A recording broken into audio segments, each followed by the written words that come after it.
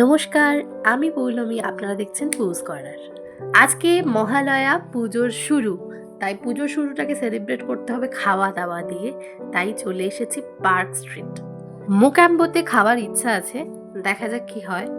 এই যে মোকাম্বোর সামনে চলে এসেছি, আর প্রচণ্ড ওয়েটিং লিস্ট ছিল, অনেক লম্বা।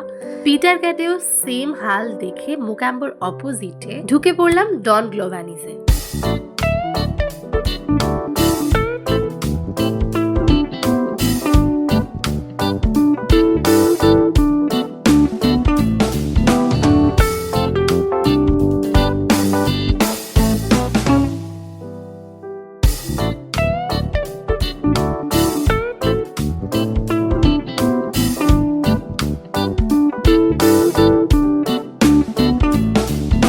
মেনু তো ডিসাইড করে ফেলেছি আর অর্ডারও করে ফেলেছি। তোমাদের সাথে মেনু কার্ডটা একবার শেয়ার করে দিলাম। নিয়েছিলাম স্প্যাগেটি উইথ প্রন, এটার একটা স্পেসিফিক নাম ছিল যেটা আমার মনে নেই। আর ছিল ডাবল চিকেন লাজানিয়া। ডেজার্টে নিয়েছিলাম একটা টিরামিসু আর একটা বিস্কফ চিজ কেক।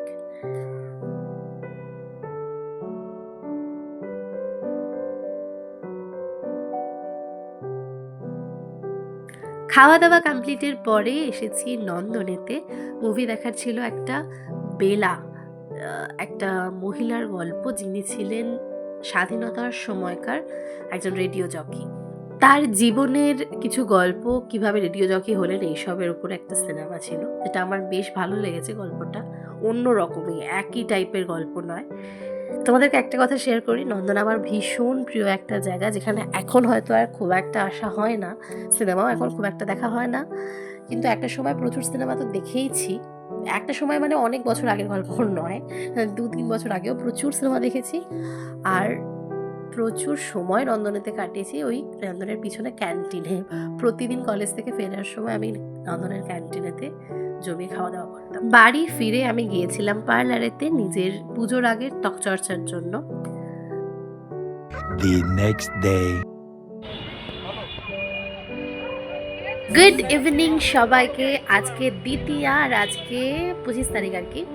আমি এসেছি সন্ধ্যাবেলায় ঠাকুর দেখতে আফটার অফিস। যে লেভেলের বৃষ্টিপত্র লাস্ট কয়েকদিন ধরে হচ্ছে, তাতে মনে হয় না ঠাকুর ফাকুর দেখতে পারবো বলে।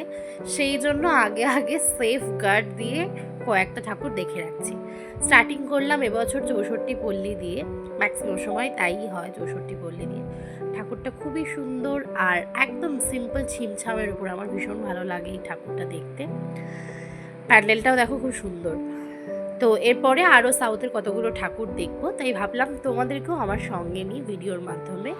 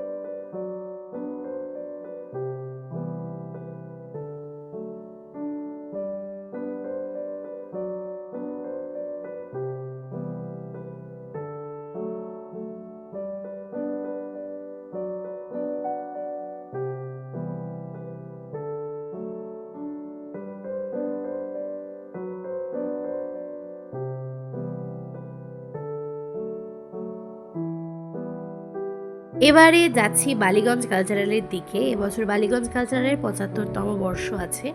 আজকে তো লোক আছেই ঠাকুর দেখার, দ্বিতীয়া হলেও কিন্তু অন্য দিনের মানে পঞ্চমী ষষ্ঠী যেরকম থাকে সেরকমের থেকে অনেকই কম। কিন্তু বালিগঞ্জ কালচারালে যথেষ্ট ভিড় ছিল, কারণ ওখানে বোধহয় রিসেন্টলি উদ্বোধন হলো, তারপরে আমরা ঢুকেছি, এরকম কিছু একটা হবে।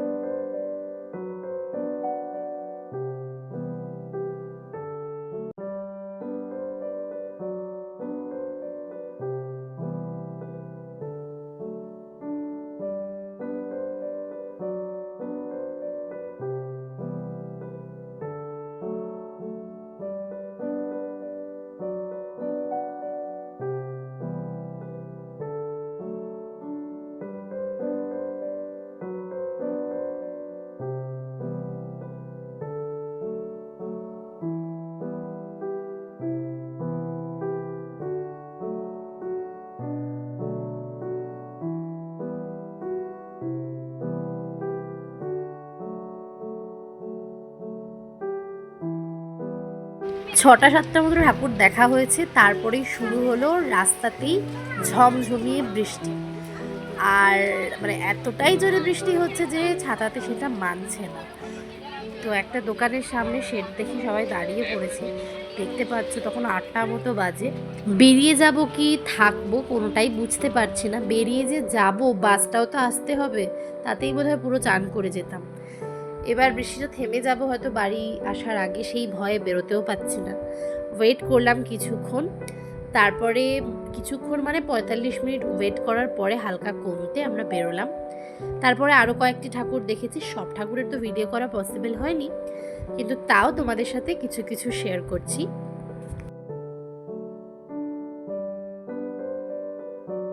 তবে বৃষ্টি বাবাজিকেও সবাই দেখিয়ে দিচ্ছে যে যতই বৃষ্টি পড়ো বাবা, আমরা ছাতা নিয়ে হলেও ঠাকুর দেখব।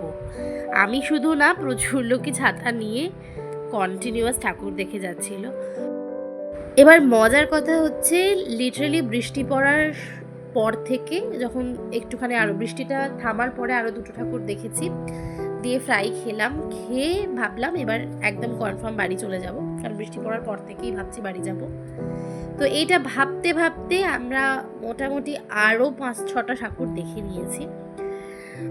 তারপরে আর বৃষ্টি হয়নি, ভাগ্যিস দেখে নিয়েছি, নইলে বাড়ি আসে আফসোস হতো কি কেন দেখলাম।